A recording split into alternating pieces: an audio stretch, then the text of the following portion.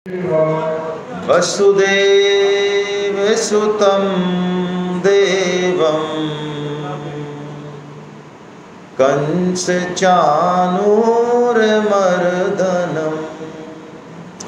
देवकी परमानन्दं कृष्णं वन्दे जगद्गुरु। राधा रानी के चरणों में प्रणाम। उनके धाम में हम बैठे हुए हैं, जो कि आनंद कंद हैं, आनंद को देने वाली हैं। भगवान श्री कृष्ण में भी जो आनंद है वो प्रेम है, उसकी भी मूल स्रोत राधा रानी है। आत्मा तु राधिका तस्य, ऐसा श्रीमद् भागवतम में आया। भगवान श्री कृष्ण की भी आत्मा है राधा रानी। सत चित्त और आनंद स्वरूप है भगवान। सत यानी वो हैं जैसे हम हैं, चित्त वो ज्ञान स्वरूप है, और आनंद यानी वो आनंद सुख स्वरूप है। तो सत चित्त आनंद का भी मूल आनंद है, और आनंद का भी जो घन है, आनंद का भी जो स्रोत है, वो राधा रानी है। और वही तत्व, वो जो आनंद तत्व है, वही इस संपूर्ण सृष्टि में व्याप्त है। संपूर्ण सृष्टि में, ये सृष्टि की रचना भी उस आनंद तत्व का आदान प्रदान करने के लिए है। ये जो हम जीव हैं, ये जो हमारी यात्रा है, ये भी आनंद के लिए ही है। हम प्रेम को ही चाहते हैं, सब आनंद और प्रेम एक ही बात है, उसी को चाहते हैं। ये अंतिम तत्व है। जैसे कि यदि हम किसी को भी गहराई से देखें, चोर चोरी कर रहा है, बुरा आदमी बुरा काम कर रहा है, जो भी कोई काम कर रहा है, अल्टीमेटली यदि उसके तह में जाएं तो वो चाहता क्या है? उससे अंततः सुख चाहता है। उससे क्या चाहता है? सुख चाहता है। तो यानी हम सब जो है वो सुख चाहते हैं, क्योंकि सुख हमारे मूल में है ना। सुख हमारे मूल में सबके। ये जो भगवान को प्राप्त करके, भगवान का भजन ध्यान करके जो हमारी वृत्तियां शांत हो जाती हैं, क्यों हो जाती हैं? क्यों हम बार बार इसको याद करते हैं कि एक अलग तरह का सुख, जो वास्तविक सुख है, जो संसार के सुख में है नहीं। किसी भी बड़े से बड़े संसार के सुख में वो सुख है ही नहीं। उसकी एक झलक हमको मिल जाती है कभी न कभी, भगवान की कृपा से मिलती है, सत्संग में मिलती है, भजन में मिलती है, सेवा में मिलती है, त्याग में मिलती है। और जैसे ही वो झलक मिलती है तो हमें लगता है कि अरे अब इसको ज़्यादा से ज़्यादा लिया जाए, बस इसी को ही पिया जाए। फिर उसके बाद किसी भी चीज़ की जरूरत नहीं रहती। आत्माराम कहते हैं, ऐसे जो सिद्ध हैं, संत हैं, भक्त हैं, वो इस स्थिति में है कि उनको कोई मतलब नहीं है, कुछ भी हो जाए, क्योंकि वो इस स्तर पे हैं, आत्मा के आनंद के इस स्तर पर हैं कि बस पी रहे हैं। वो शरीर रहे, जले जल जाए, घर गिरे, हाँ कुछ भी हो जाए, संसार नष्ट हो जाए, पूरा बढ़िया से हो जाए, कुछ भी हो जाए, वो अपने स्तर पर रहते हैं। भगवान हम सबको वही आनंद देना चाहते हैं, वही आनंद देना चाहते हैं हम सबको। हाँ, हम सबको जो भी भगवान के पास बेस्ट से बेस्ट चीज है, बेस्ट बिल्कुल उसी को देना चाहते हैं। जैसे माँ अपने बच्चे को, पिता अपने बच्चे को, बताओ क्या नहीं देना चाहेगा? खुद वो सब्जी के बिना खा लेगी, कम सब्जी से खा लेगी, एक से खा लेगी, लेकिन उसका भाव रहता है कि मैं ज़्यादा से ज़्यादा बढ़िया से बढ़िया चीज़ इसको दे दूँ जो मेरे जिगर का टुकड़ा है। तो क्या भगवान भैया हमारी माँ से भी गए बीते हैं क्या? अरे ये तो एक जन्म की माँ है, इसको तो कुछ पता भी नहीं है ज़्यादा। ये तो हो सकता है राग द्वेष भी कर बैठे, लेकिन वो तो जन्म जन्मों की माँ है हमारी, और हम सब उनके बच्चे। और वो भगवान है। भगवान का मतलब वो एक साथ 1 लाख व्यक्तियों को, 1 करोड़ व्यक्तियों को, 100 करोड़ व्यक्तियों के भी साथ खेल सकते हैं, सबको एक साथ सुख दे सकते हैं, और इतना सुख दे सकते हैं कि उनके पास कोई कमी नहीं। हम नहीं दे सकते ना? आप और हम अपने बच्चे को जितना प्रेम करते हैं, उतना कितने लोगों को कर सकते हैं? 2-4, वो भी बहुत मुश्किल है। इतने लोगों को कर लेंगे? अभी इस बाहर जो घूम रहे 250-300 आदमी, ये हम सब जो बैठे हैं सेमिनार में, सब मिला के इन सबको क्या हम प्रेम कर सकते हैं? क्षमता है हमारी? नहीं है ना। भगवान सबसे प्रेम कर सकते हैं और सबसे बराबर प्रेम कर सकते हैं। इसी प्रेम के लिए भगवान ने जो है ये अध्याय कहा, ये अंतिम अध्याय जिसका नाम है मोक्ष संन्यास योग। इसके लिए देखिए हमको ये समझना पड़ेगा कि हमको जो चीज़ें यहाँ दी हैं भगवान ने, क्या दिया? जैसे कर्म, तो कर्म कैसा करना चाहिए, बुद्धि कैसी होनी चाहिए, हम कैसे करता है, हम काम तो अच्छे अच्छे करते हैं लेकिन कर्ता भाव कैसा होना चाहिए, ज्ञान कैसा होना चाहिए हमारा, ये सब चीज़ें भगवान ने यहाँ बताई इस अध्याय में, बहुत विस्तार से बताई। तो 3 भेद किए भगवान ने सब चीज़ों के, उसको हमको पकड़ना चाहिए। जैसे कोई कहे साहब मैं तो बहुत कर्म करता हूँ, मैं तो कर्म योगी हूँ। अरे भाई तू कर्म तो करता है लेकिन तू कैसे कर्म करता है वो चेक कर ले। साहब मेरे को तो पूरी नॉलेज है, मैंने तो गीता 4 बार पढ़ ली और भागवतम भी मैंने तो पढ़ ली, मेरे को पूरा ज्ञान है। तो चेक कर ले यार, तेरे को जो ज्ञान है वो कौन सा है, राजस है, तामस है कि सात्विक है। साहब मेरे तो बहुत बुद्धि है, आपको पता ही है इतने सारे प्लॉट हैं और सब पूरी पब्लिक ऑफिस में भी मेरी बहुत इज्जत है, समाज में भी मेरी बुद्धि से तो है। अरे तो तेरी बुद्धि कैसी है जरा चेक कर ले, राजस है, तामस है या। हमको अपनी सब चीज़ों को चेक करना चाहिए। हम दान देते हैं तो दान कैसा देते हैं भाई, सात्विक दान दे रहे हैं, राजस दे रहे हैं कि तामस दे रहे हैं। हम खाना खा रहे हैं तो कैसा खाना खा रहे हैं भाई, हम यज्ञ कर रहे हैं तो कैसा यज्ञ कर रहे हैं, हम तप करके फूल रहे हैं, हम बहुत बड़े बड़े तप कर रहे हैं। तो गीता कह रही है पूछ जरा अपने आप से, देख जरा कि तू वास्तव में कैसा तप कर रहा है। ये बात इस अध्याय में बताई। तो देखिए कितनी चीज़ों को हमको चेक करना है। सुनिए, सबसे पहले तो आहार को चेक करना है, जो कि गोयल साहब ने आपको अच्छे से बताया है ना। आहार हम कैसा ले रहे हैं, कब ले रहे हैं, किस भाव में ले रहे हैं, तो ये चीज़ देखिए। सबसे पहले आहार, फिर यज्ञ। यज्ञ मतलब हम जो कर्तव्य पालन कर रहे हैं, हम पढ़ाई कर रहे हैं, हम नौकरी कर रहे हैं, हम रोटी बना रहे हैं, हम पोछा लगा रहे हैं, क्या भाव है पीछे। यज्ञ।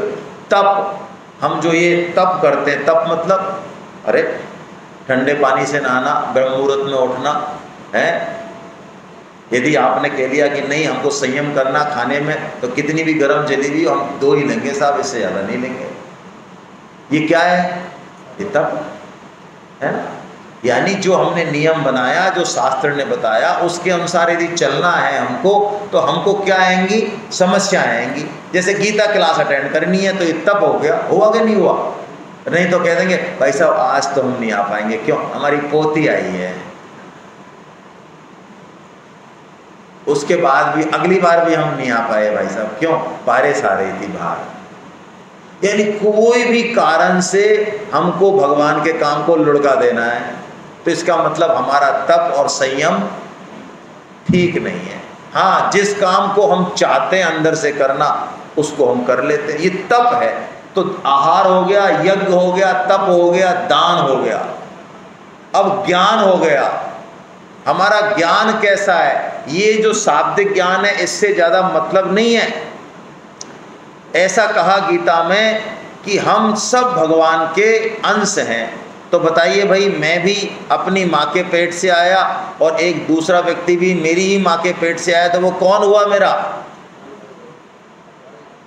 इसीलिए तो हुआ, नहीं तो क्यों हुआ, भाई हो गया। तो हम सब, हमारा पिता सबका और माता तो हो गए हम भाई। तो भैया ये भाव रखना है सब में। अच्छा, भाई दुष्ट भी होते हैं, नटखट भी होते हैं, हाँ, उद्यमी भी होते हैं। तो जैसे बड़ी बहन अपने छोटे भाई के लिए सब जो है शैतानियों को बर्दाश्त करती है, फिर भी प्रेम देती है, ऐसे ही हम इस भाव का जरा विस्तार करें। संसार में आड़े तिरछे लोग हैं, जैसे भी हैं, हर तरह के लोग हैं, लेकिन अल्टीमेटली वो है हमारी ही आत्मा। हाँ, उनसे व्यवहार यथा योग्य करें। हाँ, क्या कह रहा हूँ मैं, व्यवहार कैसा करना है, यथा योग्य, है ना। कोई ज़्यादा बदमाश है तो उस हिसाब से ट्रीटमेंट करें उसका, ये नहीं उसके अन्याय को सहन करते रहें। नहीं, अन्याय सहन नहीं करना है। कोई अधर्म कर रहा है, अधर्म को सहन नहीं करना है, उसका प्रत्युत्तर देना है पूरा।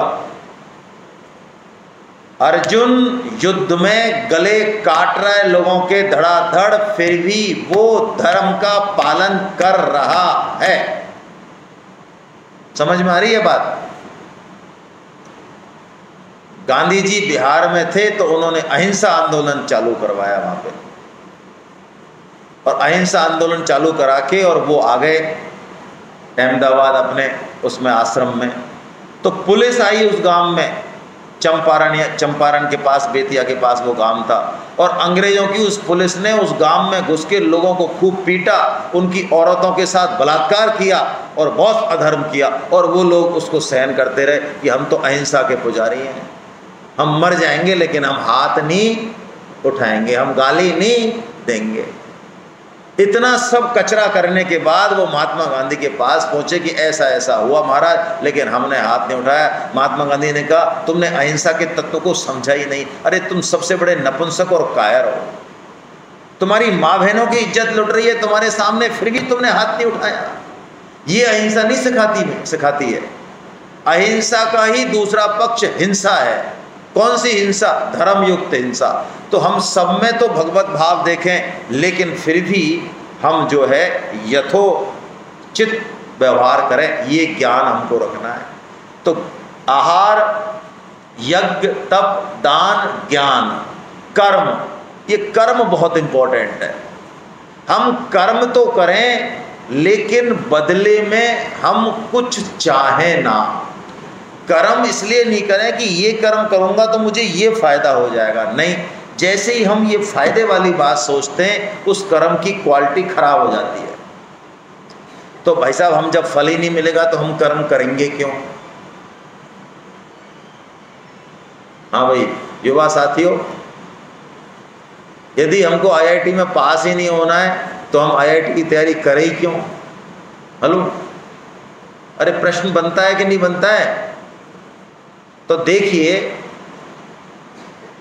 फल पे हमारा अधिकार नहीं है। भगवान ने जो गीता में बात कही, हमारा अधिकार किस पे है? हम अच्छे से पढ़ाई करें, सारे रूल्स रेगुलेशन की फॉलो करें और बेस्ट से बेस्ट करके आएं। लेकिन अब होगा क्या आगे, उस फल पे हमारा अधिकार, कर्म पे तो अच्छा अधिकार है लेकिन फल पे अधिकार नहीं है। अधिकार नहीं है इसका मतलब ये नहीं कि फल मिलेगा नहीं, फल बिल्कुल मिलेगा, हम ना चाहेंगे तो भी मिलेगा। लेकिन यदि हमने पहले ही फल पे दृष्टि टिका दी तो हमारे कर्म करने की जो क्वालिटी है वो खराब हो जाएगी। मैं एक एग्जाम्पल देता हूँ जो प्राय महावीर जी देते हैं, मुझे वो याद आ रहा है। आपके पास एक नौकरी है, एलडीसी की या आईए की, जो भी है, छोटी मोटी नौकरी है। अब आप आरएएस की एग्ज़ाम दे रहे हैं, आपको एक नौकरी अपग्रेड करनी है, और एक उस इंटरव्यू में आप भी जा रहे हैं जिसके पास नौकरी है, काम चल रहा है आपका अच्छे से। वैसे तो एक मैं जा रहा हूँ, मेरे पास कोई नौकरी नहीं है, मुझे वो नौकरी चाहिए ही चाहिए। तो बोलो इंटरव्यू में कॉन्फिडेंस किसका अच्छा रहेगा? हैं? जिसके पास नौकरी है, मैडम बता रही है, उसका कॉन्फिडेंस अच्छा रहेगा। नहीं है उसका रहेगा अच्छा।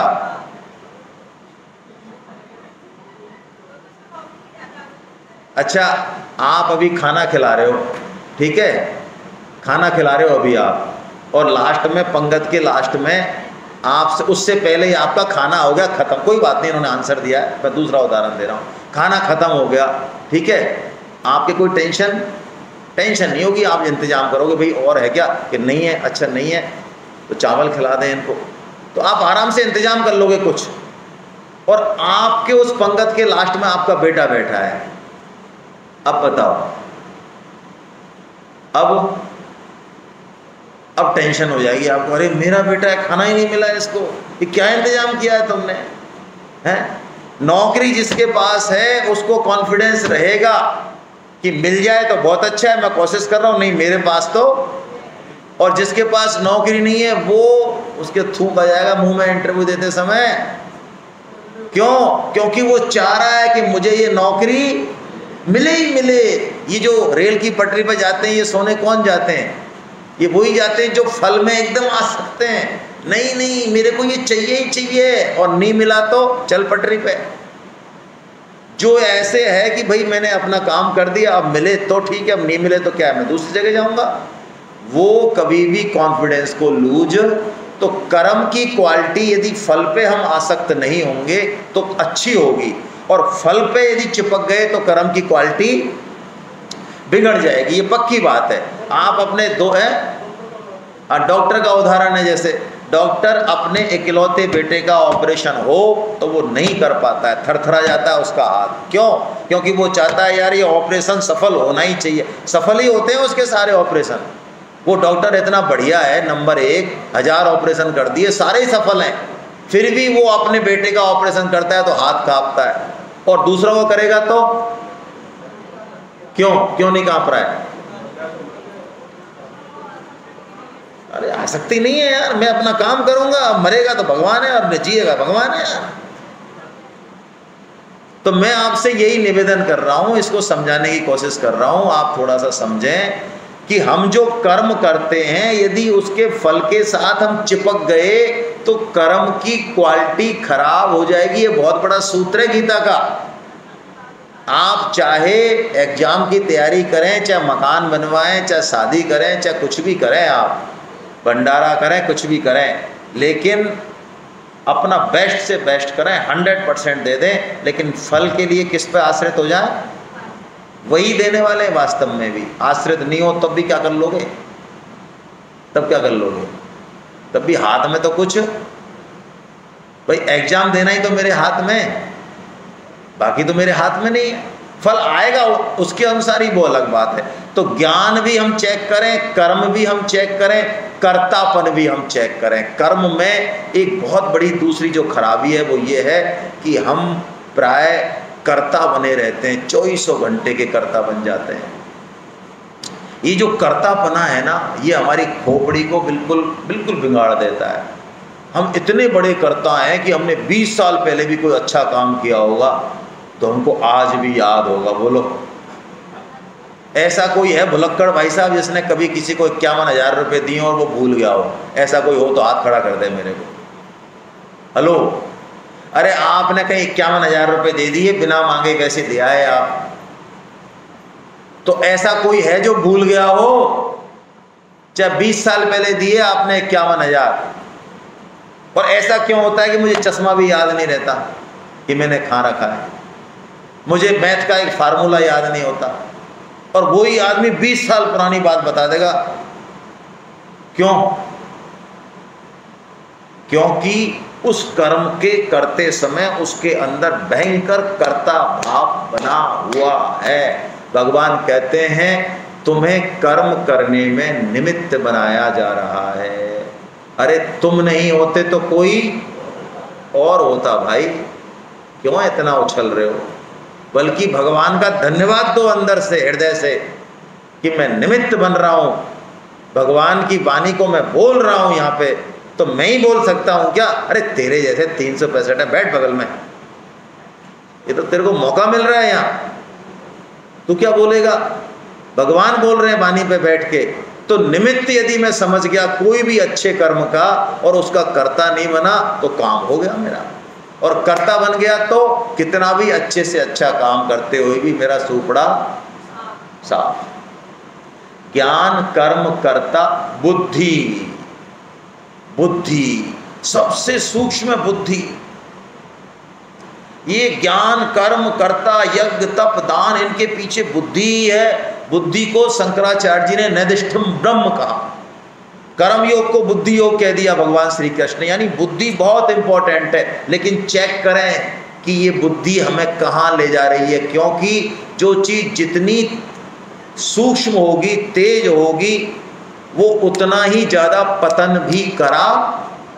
एक्सीडेंट किसका होता है? 2 बैलगाड़ी भिड़े और 2 प्लेन भिड़े। हेलो, अरे आपसे पूछ रहा हूँ, 2 बैलगाड़ियाँ भिड़ गई आपस में और 2 प्लेन भिड़ गए, अरे कहाँ चांसेस ज़्यादा है मरने के? प्लेन अच्छा है कि बैलगाड़ी अच्छी है? तो जाओ बैलगाड़ी से, फिर प्लेन में क्यों बैठते हो?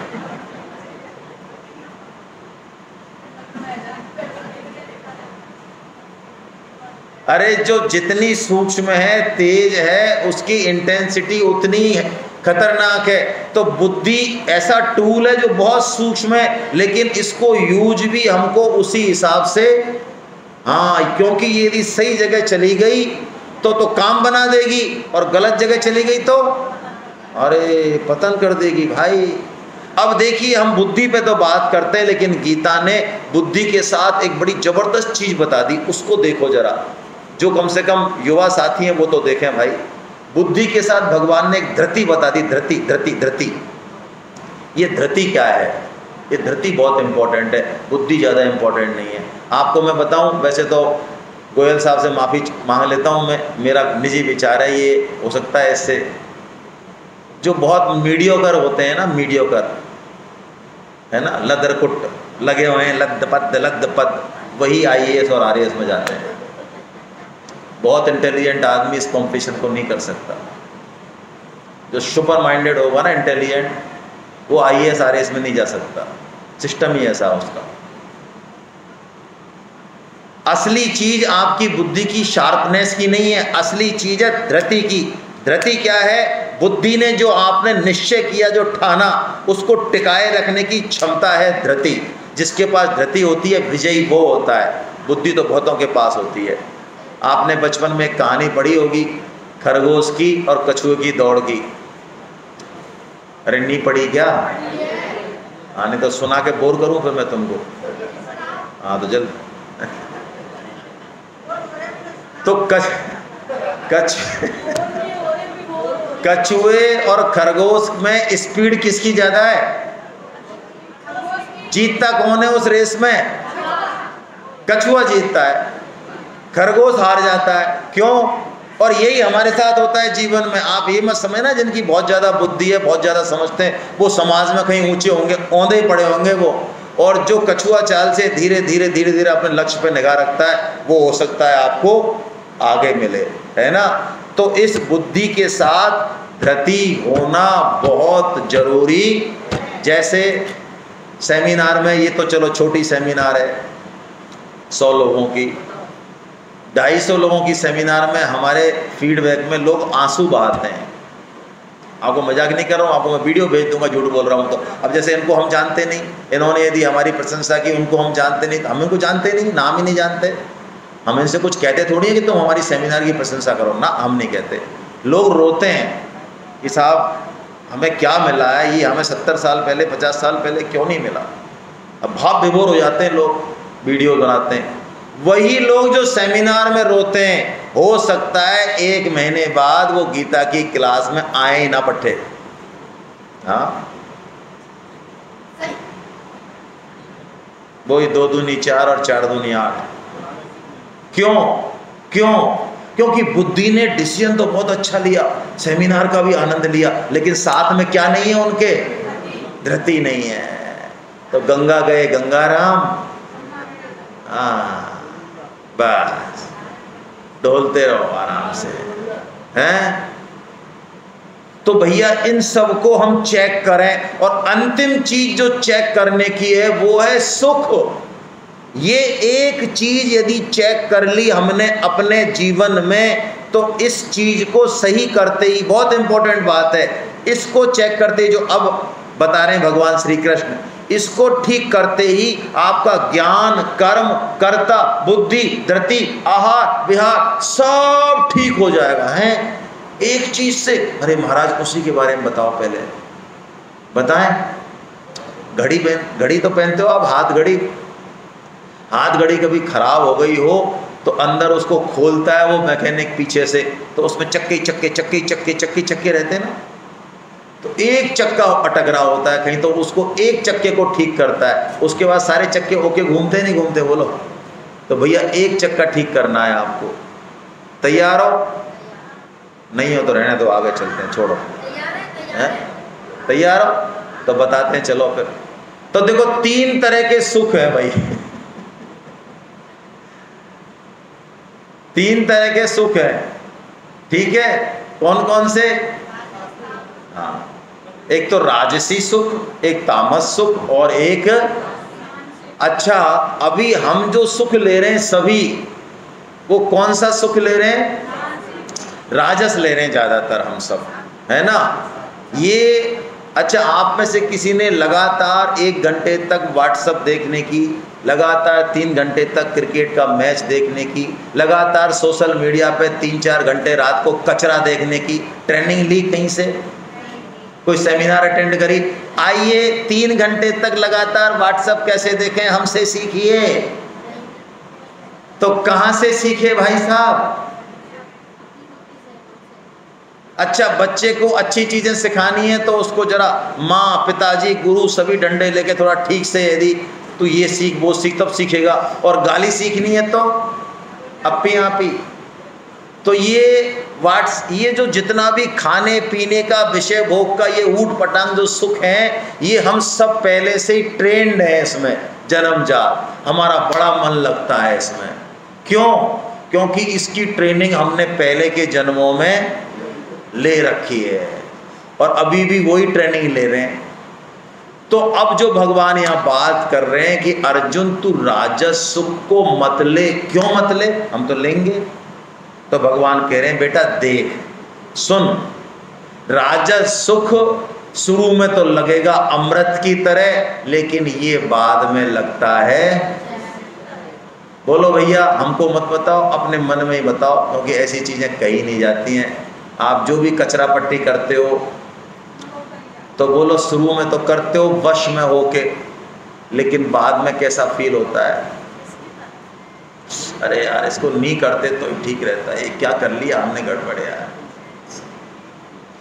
सोशल मीडिया पे जो ये ब्लू पॉइजन है, मैं बहुत स्पष्ट बोलता हूँ। कई लोग कहते साहब आप ऐसे मत बोला करो। अरे क्यों नहीं बोला करो भाई, हम भी बच्चों के फादर हैं, हम कोई समाज से बाहर थोड़ी हैं, हम भी आपके ही जैसे हैं। हमारे क्या बेटा बेटी नहीं है क्या? अरे तो 99% जो यूथ हमारा गड्ढे में जा रहा है उसमें क्षमता है, लेकिन वो अपनी क्षमता को दिखा नहीं पा रहा है, वो डिप्रेशन में जा रहा है, वो जिंदगी में कुछ कर नहीं पा रहा है। इसके पीछे ये कचरा है, घुस के देख लेना, आप देख लेना भाई। काने से कानो मत कीजो, नहीं कानो जाएगा रूठ, और धीरे धीरे पूछ लीजिए भैया तेरी कैसे गई है।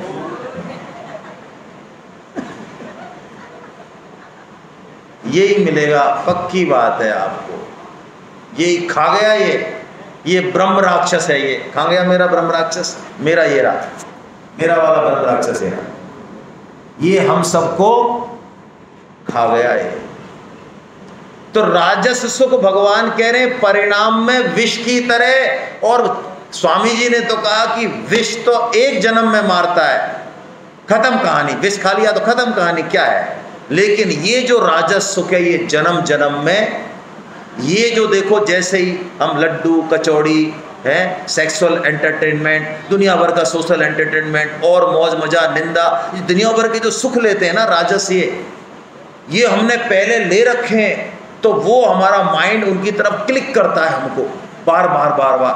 अभी जैसे हमने ले लिया तो हमको ये अगले जन्म में भी खींचेगा इधर ही। और अभी हमने जोर लगा के यदि गीता का सत्संग का सुख ले लिया तो अगले जन्म में जन्म हो भी मान लो तो हम अपने आप गीता की और सत्संग की तरफ जाएंगे। बोलो ऐसे कुछ लोग होते हैं कि नहीं होते आपके परिवार में से? क्यों है वो ऐसे जन्म से?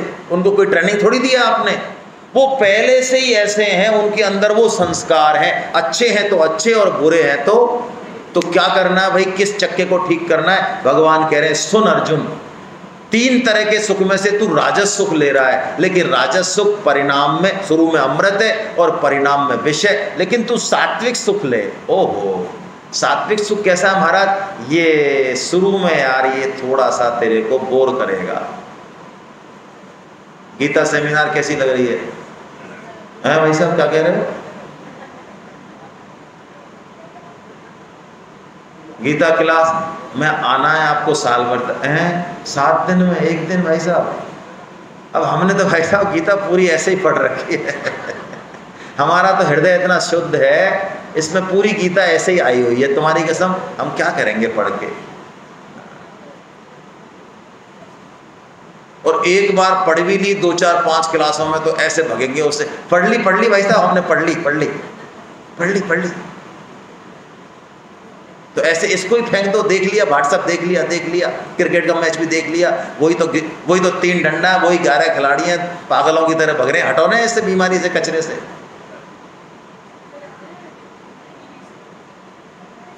तो सात्विक सुख भगवान कह रहे हैं शुरू में कैसा लगेगा, थोड़ा सा बोरिंग लगेगा, रस नहीं आएगा, लेकिन तू यदि बना रहेगा इसमें, लगातार मन को देता रहेगा डोज, तो इसमें अमृत परिणाम में ये फिर कैसे होगा, रस की तरह। अब करके देखो भाई, अभ्यास से रमन होगा। भगवान ने सेकंड लाइन बताई, देखो नीचे की ऊपर से, अभ्यासात रमते यत्रा दुखांतम च न गच्छति। यदि हम सात्विक सुख लेना शुरू कर दें तो इसमें अभ्यास तो करना पड़ेगा, लेकिन इस समस्त दुखों का नाश कर देगा। अंदर से एक ऐसा आनंद आएगा, धीरे धीरे आएगा। लेकिन भाई देखो, हमारे कई साधक ऐसे भी हैं जिनको गीता क्लास अटेंड करे बिना रहा नहीं जाता। अभी यहाँ तो नहीं आए, आप किसी सेमिनार में आओगे, मैं आपको बताऊंगा ऐसे साधक जिन्होंने 15 सेमिनार अटेंड करी है। आपको क्या लगता है, उनका स्क्रू ढीला है, उनको समझ में कम आता है? उनको ज़्यादा समझ में आता है, इसीलिए वो 15 कर रहे हैं।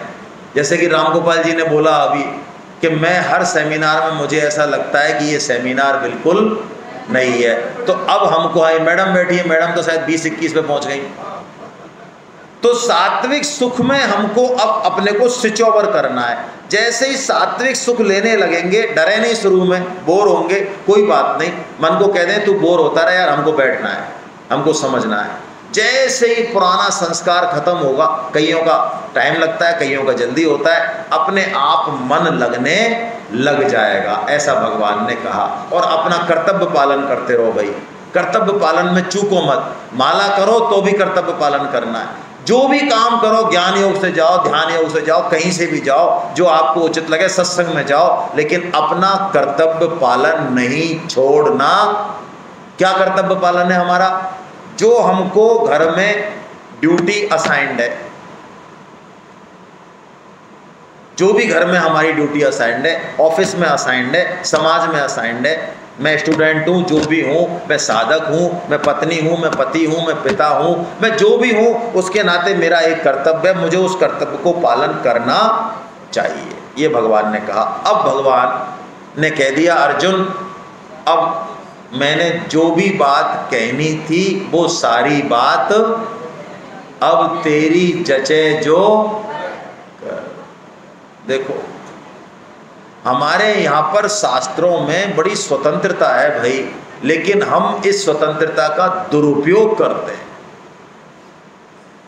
हमारे यहाँ कोई भी गुरु, कोई भी भगवान ये नहीं कहता है कि नहीं नहीं तू जा खा रहा है, कान पकड़ के तेरे को ये मार मार के मुसलमान नहीं बनाते हमारे यहाँ। हमारे यहाँ सब बात बता देते हैं, भैया ये अच्छी है, ये बुरी है, ये ऐसी है। अब भैया तू विवेकवान है, तू तेरी जचे जैसे। भगवान ने भी यही कहा है, देखो, इति ते ज्ञान माख्यातम गुह्याद गुह्यतरम मया विमृश्यैतदशेषेण यथेच्छसि तथा कुरु। मैंने तुझे जो भी गोपनीय से गोपनीय बात थी, बढ़िया से बढ़िया बात थी, वो सब बता दी। अब तू तेरी जचे जो कर। अब अर्जुन जो है, जैसे ही भगवान ने ये कहा तो अर्जुन ने समझा कि भगवान ने इसका मतलब मेरा त्याग कर दिया। क्यों? भगवान ने इतने 18 अध्याय कह दिए, मैंने भगवान की किसी भी बात को हाँ ना नहीं कहा। ये नहीं कहा हाँ भगवान मैं ये करूंगा, आपने बहुत अच्छी बात कही। जैसे आप बैठे हुए ऐसे अर्जुन बैठा हुआ एकदम तन के, मुंडी नहीं हिल रही है उसकी। तो भगवान ने कहा तेरी जचे जैसे।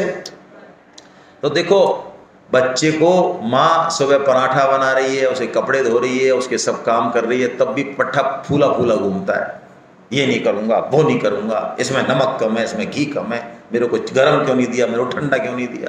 और जब वो ही बेटा हॉस्टल चला जाता है तब उसको समझ में आ जाता है कि यार गरम गरम पराठे की कीमत। मैया समझा जब आ जाए क्या, ऐठा ऐठा घूमे वहां पे, तो फूला फूला जवाब है।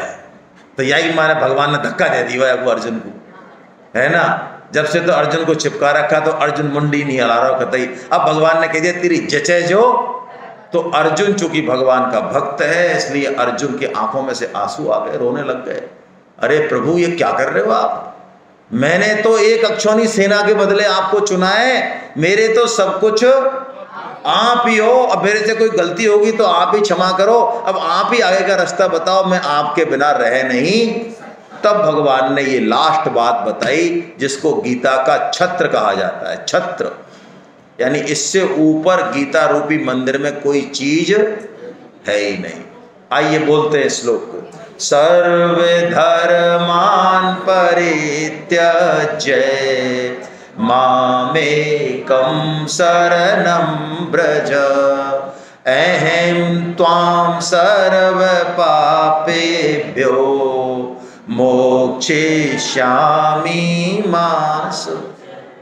अर्जुन तू संपूर्ण धर्मों का आश्रय छोड़ दे, तू केवल मेरी शरण में आ जा, मैं तुझे संपूर्ण पापों से मुक्त कर दूंगा, तू चिंता।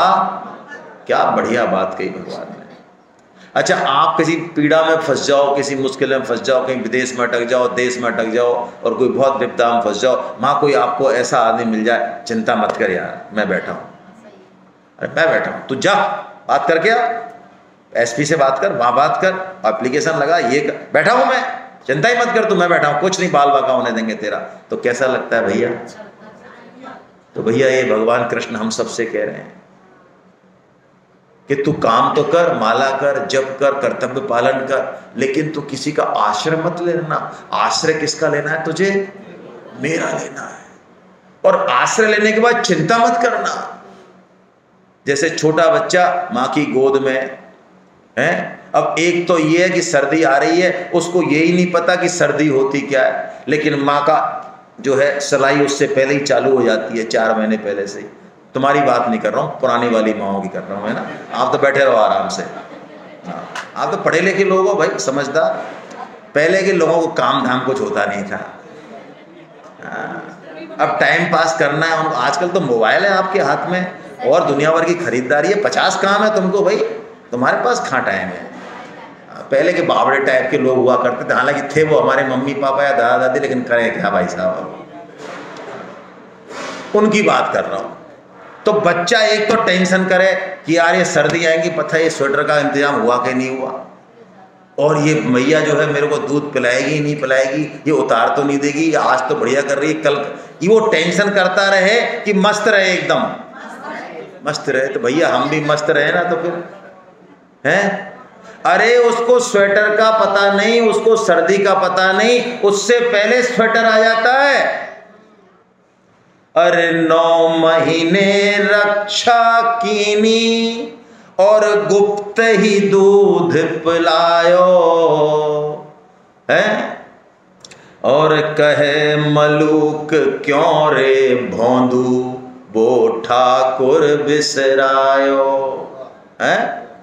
अरे 9 महीने रक्षा की नहीं जिसने, अंदर पता नहीं है किसी को, और बेटा आया बाद में, बेटी आई बाद में, और दूध आया पहले। ओहो क्या बात है, हैं? अरे पीछे निकसो उधरते और पहले निकसो छीर, और तुलसी चिंता क्यों करे भजले श्री रघुवीर। अरे क्या, और पढ़े लिखे लोग यहाँ भी कह रहे हैं भाई साहब हम गीता तो पढ़ लें पर हमारे पास ये चिंता है। अरे कुआं में चला जा तू यार, चिंता समेत जा तू, वहीं जा, तेरा वहीं है तेरा।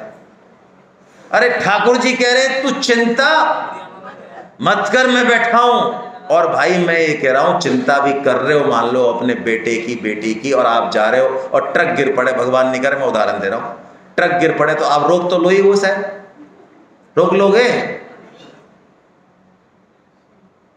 खुद भी बच जाओगे और बेटे को भी बचा दोगे फिल्मों की तरह, हे ट्रक कहां से आ रहा है। अरे हम इतना, एक मच्छर जितना ताकत नहीं है हम में। क्या बचाएंगे हम बच्चों को, और क्या बचाएंगे हम फैमिली को? हम खुद को बचा सकते हैं? हमको होश भी है कहां से क्या आ रहा है, कैसे, ये आसमान क्यों नहीं टूट रहा, ये सूरज मान लो गर्मी देना चालू कर दे, 56-58 हो जाए, वो लोग कोई ताकत है बचाने की किसी की? अरे ये जीवन चल कैसे रहा है आखिर, क्यों जी रहा? पागल आदमी, अपंग आदमी भी क्यों 70 साल 80 साल जी जाता है? कौन करता है रक्षा उसकी? बोलो। अरे जंगल की चीज पड़ी रह जाती है, 3 दिन बाद मिल जाती है, और तिजोरी की चीज खो जाती है। भाई किस होश में हम? या ठाकुर जी ने क्या मंत्र दिया हमको कि हम भगवान का आश्रय ले लें, हम चिंता ना करें, कर्म करें, कर्म तो करें, युक्ति लगाएं, मेहनत करें, वो तो करें, लेकिन चिंता ना करें। ये भगवान कह रहे हैं। और अब भगवान ने वो बात बताई जो हमने सुबह आपसे कही। भगवान ने कहा अर्जुन तू छोड़, अब योग वोग तो मैंने बहुत बता दिए, अब मैं तेरे को 5 क्वेश्चन बता रहा हूं। भगवान ने तो 3 ही बताए।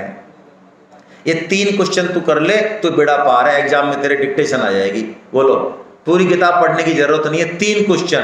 पहला क्वेश्चन, भगवान ने कहा जो इस गीता ज्ञान को मेरे भक्तों में कहेगा वो मुझे ही प्राप्त होगा, इसमें कोई संदेह? अब बोलो, कहनी है कि नहीं कहनी है भाई लोगों से ये?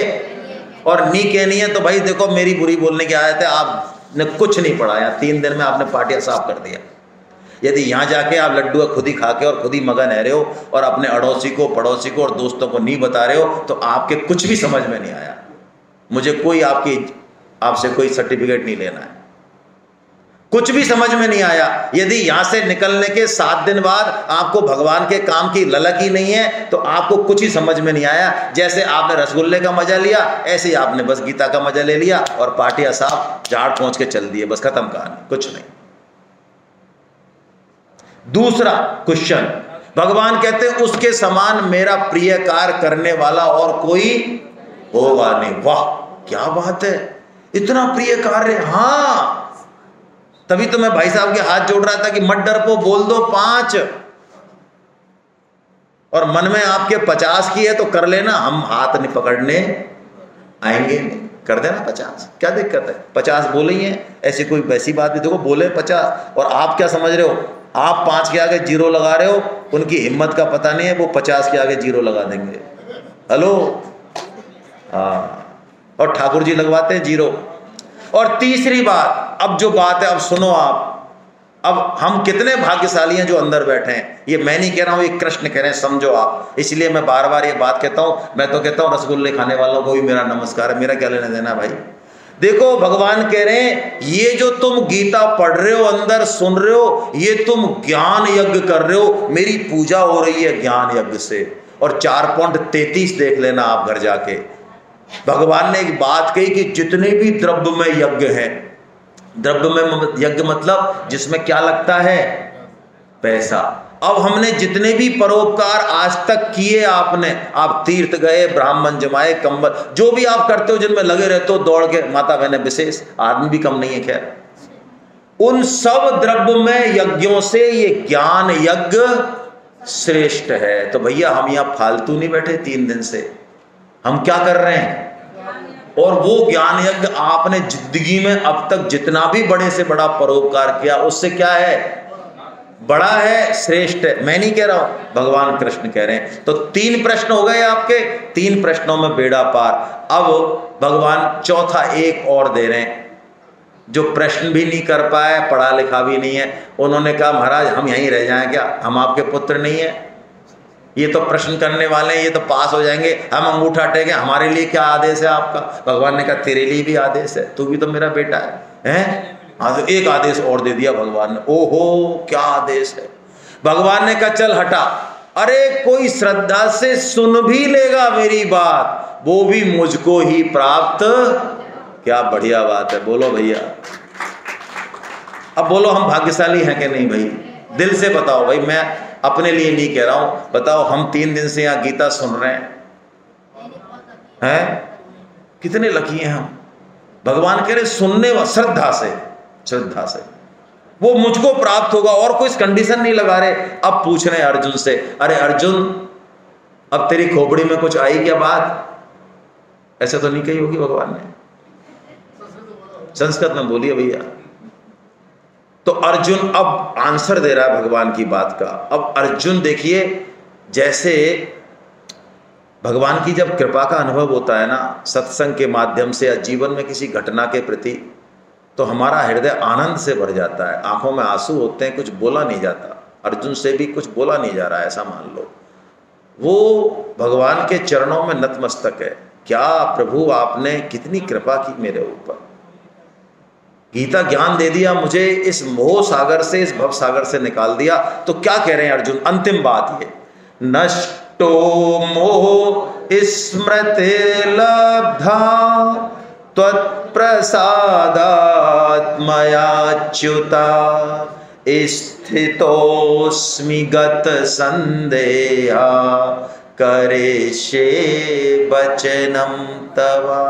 चार बात बताई, प्रभु मेरा मोह नष्ट हो गया। मोह नष्ट मतलब जैसे मैं स्त्री हूं, पुरुष हूं, ये संसार, ये परिवार ही सत्य है, भगवान भगवान कुछ नहीं है, ये क्या है, ये मोहित अवस्था है। पैसा कमाना बहुत जरूरी चीज है, गीता पढ़ना जरूरी नहीं। IIT क्रैक करना, अच्छी ड्रेस पहनना, फैशन करना, ये बहुत जरूरी है, गीता पढ़ने से कुछ नहीं होता। ये क्या है, ये मोह है, गड्ढे में जाना है। अर्जुन कह रहे कि मेरा मोह नष्ट हो गया, लेकिन कैसे नष्ट हुआ, मैं इंटेलिजेंट हूं इसलिए नहीं, आपकी कृपा से। वाह क्या बात है। तो भगवान पूछते, भैया तेरा मोह नष्ट हो गया, इसका प्रमाण क्या है? तो देखिए हमारा भी मोह नष्ट हुआ कि नहीं हुआ, हमने गीता ठीक से सुनी कि नहीं सुनी, और गीता समझ में आई कि नहीं आई, इसका ये प्रमाण है जो अर्जुन दे रहे, करिष्ये वचनम तवा। अब मैं क्या करूंगा, आपकी आज्ञा का। आप कहेंगे युद्ध कर, मैं युद्ध करूंगा। आप कहेंगे युद्ध मत कर, तो मैं नहीं करूंगा। हम गीता पढ़ के भी अपनी मन बुद्धि की टांग अड़ाना छोड़ते नहीं है। जब भगवान कह रहे हैं कि गीता प्रचार से मैं सबसे ज्यादा खुश होता हूं, तो भाई क्यों नहीं मानते हम इस बात को? कई लोग नहीं मानते हैं, क्या अपनी मन बुद्धि अड़ाते हैं। अरे हम कह रहे हैं आप संकल्प ले लो और गीता के प्रचार में जुट जाओ, क्योंकि ये भगवान को सबसे ज्यादा, तो अपना दिमाग इसमें नहीं लगाना है। हाँ, किसी दिन आपको भगवान कान में कह जाए आके कि बेटा अब तू गीता प्रचार मत कर, तो गीता प्रचार को फेंक दो उठा के, क्या लेने देना हमारा? जब भगवान ने मना कर दी मान लो, हमारे क्या लेने देना है? अब अर्जुन को समझ में आ गया कि यार युद्ध करने नहीं करने से मतलब नहीं है, असली बात है भगवान की आज्ञा का पालन। और अब संजय बोल रहे हैं अंतिम श्लोक। ये संजय भगवान के भक्त हैं, और 12 भक्त भगवान के ऐसे हैं भागवतम में बताएं जो भगवान श्री कृष्ण के तत्व को बहुत गहराई से जानते हैं। उनमें संजय का नाम है, अर्जुन का नाम नहीं है। संजय का ये श्लोक है। संजय ने एक ही श्लोक में मानो पूरी गीता उतार दी, पूरी गीता उतार दी एक ही श्लोक में, है ना, पूरी गीता।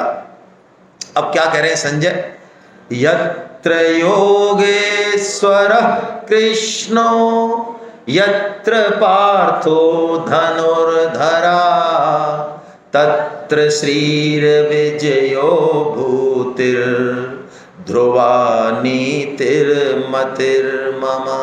वो कह रहे हैं जहां श्री कृष्ण है और जहां गांडीवधारी अर्जुन है, वहां पर 4 चीज अपने आप आएंगी। कौन कौन सी? श्री आएगी। वाह भाई श्री, हाँ। लक्ष्मी जी, भैया किसको नहीं चाहिए? सबको चाहिए, हाँ सबको चाहिए, चाहिए। इसके बिना काम चलेगा क्या? बताओ, घर को घर कौन बनाती है?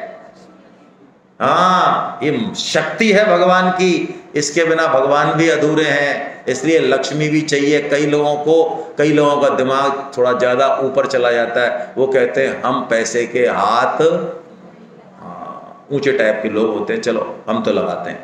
श्री चाहिए, और क्या चाहिए? विजय। विजय किसको नहीं चाहिए भाई? आप कोई एग्जाम दो, कहीं जाओ, कहीं ट्रैफिक में, कहीं विजय चाहिए नहीं चाहिए? तो विजय मिलेगी, श्री मिलेगी और भूति मिलेगी। भूति मतलब संपदा, एक से एक बढ़िया संसार की जो चीज चाहिए वो सब संपदा मिलेगी। और क्या? ध्रुवा नीति मिलेगी। ओहो, आपको यदि जहां कृष्ण है, कृष्ण सब जगह हैं, अर्जुन हम बन जाए, तो ध्रुवा नीति का मतलब है हम जो करेंगे, जो सोचेंगे, वो नीतिगत हुआ, गलत काम हो ही नहीं सकता हमसे। जो भी हमें निर्णय लेंगे ना, कई बार हम निर्णय नहीं ले पाते हैं। अर्जुन भी निर्णय नहीं ले पा रहा था ना, युद्ध करूं या, तो भगवान कह रहे हैं तुम गीता यदि साथ रखोगे, अर्जुन बन जाओगे, तो तुम्हें जिंदगी में बड़े से बड़ा डिसीजन लेने में कोई समस्या नहीं आएगी। डिसीजन लेने पड़ते हैं जीवन में, बहुत सारे डिसीजन लेने पड़ते हैं, बच्चों के लिए, परिवार के लिए। फंस जाते हैं हम कई बार, क्या करें, बड़े बड़े लोग फंस जाते हैं। उस समय भगवान को साथ रखें बस, उस समय जो निर्णय होगा भगवान कहते हैं अटल होगा वो निर्णय। क्या बढ़िया बात है। तो भगवान तो सब जगह हैं भाई, रुक्मिणी बिहार में भी हैं, यहाँ भी हैं, इस हॉल में भी हैं। तो कमी किसकी है? अर्जुन की कमी है। जो अर्जुन बनेगा उसको ये चार चीज, गोविंद जय